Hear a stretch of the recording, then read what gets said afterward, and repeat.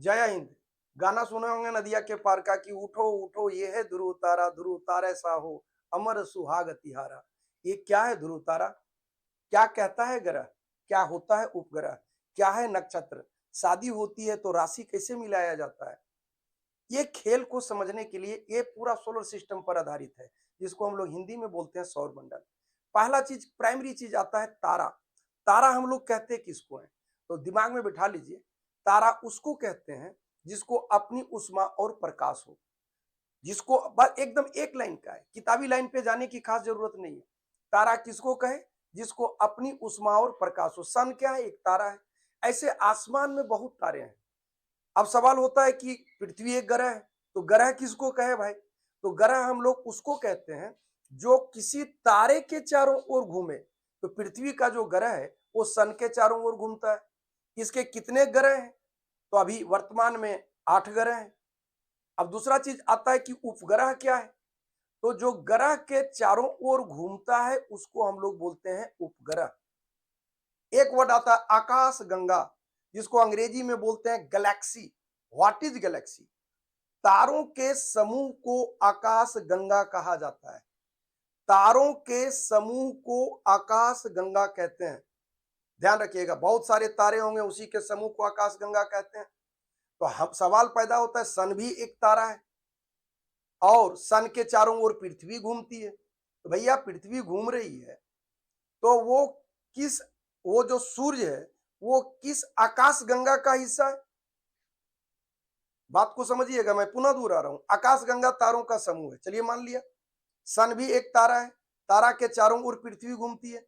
जब तारे के चारों ओर पृथ्वी घूमती है तो वो जो सन है वो किस आकाश गंगा का हिस्सा है? तो उसका नाम है मंदाकिनी। नाम क्या है? मंदाकिनी।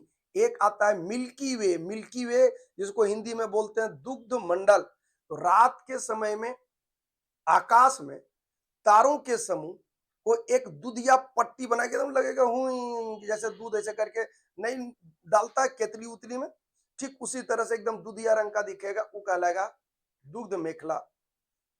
उसके बाद आपको एक और टर्म आ जाता है जिसको कहते हैं प्रकाश वर्ष। तो प्रॉक्सी सेंचुरी, ध्यान रखिएगा, प्रॉक्सी सेंचुरी सूर्य के सबसे नजदीक का तारा है। सूर्य भी एक तारा है। सवाल होता है कि उस तारे के नजदीक का तारा कौन सा है? तो उसमें बहुत इंपॉर्टेंट है, दिमाग में रखिएगा, वो आता है प्रॉक्सी सेंचुरी। उपग्रह क्या है बंधु? तो उपग्रह आता है किसको कहते हैं? ग्रह के चारों ओर जो घूमेगा। जैसे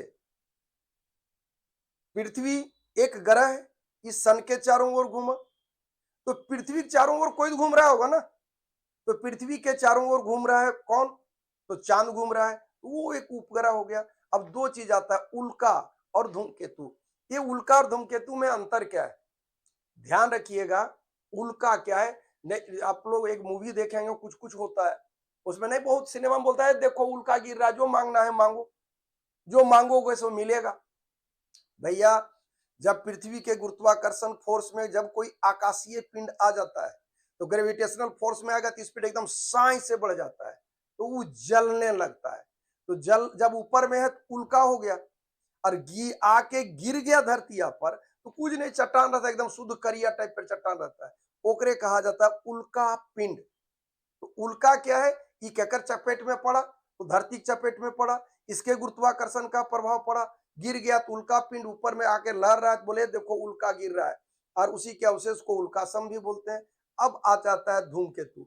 जैसे आकाशीय पिंड जो अर्थ के चपेट में पड़ा वो उल्का है, ऐसे ही चपेट में पड़ जाता है जब सूर्य के नजदीक का कक्षा में कोई जो उसके आसपास में जो आइटम सब घूम रहा है, जब उसके एकदम बहुत नजदीक जाता है, हाई स्पीड होता है यार, तो स्पीड के कारण उसमें आग लग जाता है। जैसे मान लो कि हमको ही कोई आग लगा दे और हम दौड़े लगे तो क्या होगा? अगिया पीछे तरफ भागेगा, वो पूछ जैसा दिखने लगता है। तो वही कहलाता है धूम केतु। क्या कहलाया वो? धूम केतु। क्षुद्र ग्रह, कोई परिभाषा की जरूरत नहीं। मंगल और बृहस्पति के मध्य जो पिंड पाए जाते हैं, नोट ग्रह, मंगल और बृहस्पति के बीच में जो पिंड पाया जाता है उसी को हम लोग कहते हैं क्षुद्र ग्रह। निहारिका नामे लग रहा है अद्भुत चीज होगा, जो मतलब अत्यधिक चमक वाला जो पिंड होगा, पिंड बोल रहे हैं, पिंड बोल रहे हैं मतलब वो ग्रह नहीं है, पिंड वो तारा भी नहीं है, वो गैस और धुलकन से बना हुआ एक आइटम है, जिस पर जब आसपास के पदार्थों का के तारों का जो चमक पड़ता है उसे एकदम झाका के चमकना शुरू होता है। मतलब गर्दा उड़ा के चमकने वाले आइटम को निहारिका बोले। मंगल और बृहस्पति के बीच में पाया जाने वाला आइटम सबको हम लोग क्या बोले, तो उसको बोले अवांतर ग्रह या क्षुद्र ग्रह। ध्रुव तारा, नाम ही है ध्रुव तारा। ध्रुव तारा मतलब इस तय है कि वो ध्रुव की ओर होगा, ये हमेशा उत्तर दिशा में रहता है, तारों का एक समूह है और उत्तरी ध्रुव के ठीक ऊपर है, और उसी से लोग डायरेक्शन भी जानकारी लेता है, तो वो कहलाया ध्रुव तारा।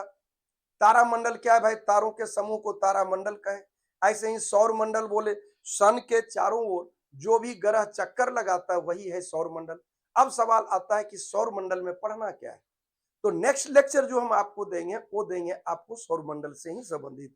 और सौर मंडल का फिगर जो देख रहे हैं इसमें एक एक पार्ट को तोड़ेंगे, बहुत कुछ समझाएंगे कि पृथ्वी कहाँ थी, सन कैसे बना, सन का उद्भव और विकास कहाँ कैसे हुआ, पृथ्वी का निर्माण कैसे हुआ, चांद कहाँ से आया, कहाँ था चांद। इन तमाम पहलुओं की चर्चा के लिए आप नेक्स्ट वीडियो में इंतजार कीजिए।